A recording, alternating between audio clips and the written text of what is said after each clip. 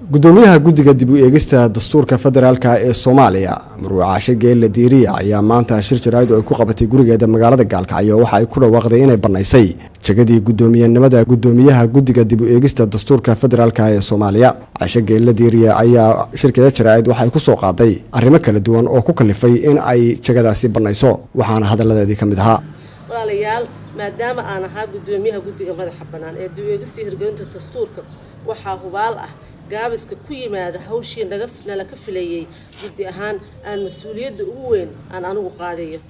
taasina ay ka mid noqotay in aan ka walaaco suurtagalnimada hawshii naloo igmaday xilliga kooban oo harsan sida awgeed waxaan xaq u leeyahay in xilliga ku habboon aan qiimeeyo helidda fursadaha aan ku guuleysan karo aniga iyo guddigayga haddii shaki iga galana aan ku celiyo mas'uuliyiintii wakiilatay iyo shacabkii rajada weyn iga sugayay si ay dawo wada jir ah ugu raadiyaan fursadaha lagu gaari karo heshiis bulsho oo loo dhan yahay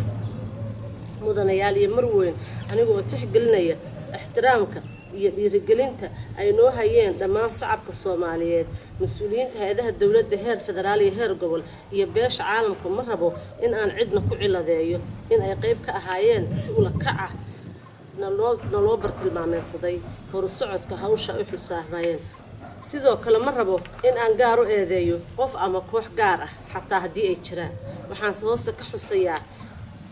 qodobada guud oo aniga xubin ahaan iyo hoggaan ahaanba aan u dareemay inay caqabad ku noqonayaan geedi socodka dhammaystirka dastuurka xilliga kooban oo haray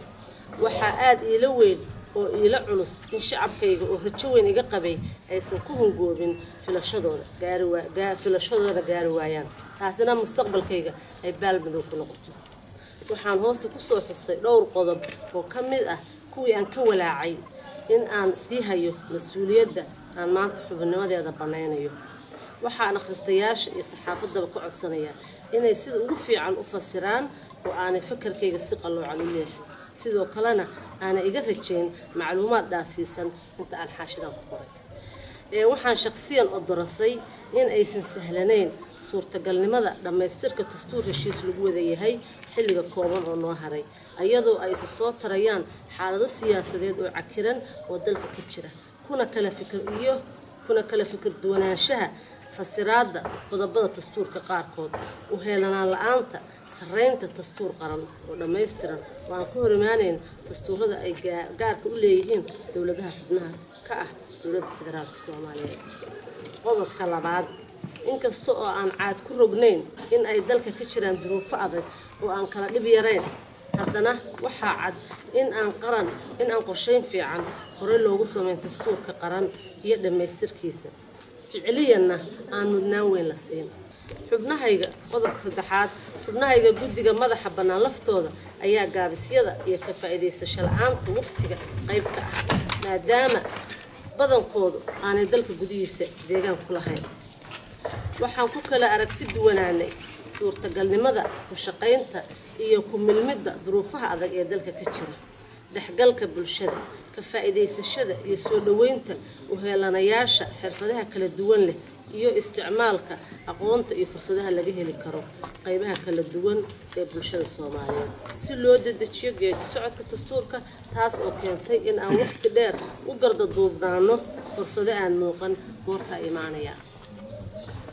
qodobka afraad guddiga madaxa banaan ee dib u eegista iyo hirgelinta dastuurka oo sida magacu tilmaamayo aan kali ku ahayn ka go'aan qaadashada bilowga ilaa dhammaystirka dib u eegista dastuurka ayna ku heliyaan hay'ado kale oo dastuuri ah oo qorsheynta iyo dhammaystirka shaqada hormuudka ah hayeeshee marka gaabis yimaado cidda kaliya oo farta lagu fiiqaya oo mas'uuliyadda fashilka qaadi doonta ay noqonayso guddiga madaxa banaan ee dib u eegista iyo hirgelinta dastuurka oo loo igmaday dib u eegista waan gudoomiyaha ka ahay qodobka shanaad